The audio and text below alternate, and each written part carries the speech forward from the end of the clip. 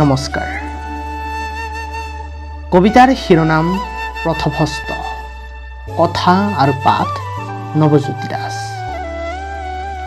কোলাহলৰ পৃথিৱীত এনেদৰে আৰু কিমান দিন? জীৱন জীয়াব লাগে বাবে জীয়াই আছো নেকি? জীৱন গৈ আছে লক্ষ্যহীন বাটেৰে। ক্ৰমশ এই সেউচিন বসুন্ধৰাত কৃত্ৰিম হাঁহিৰ খিলখিলনিয়ে চপাহ বিয়পাই দিছে।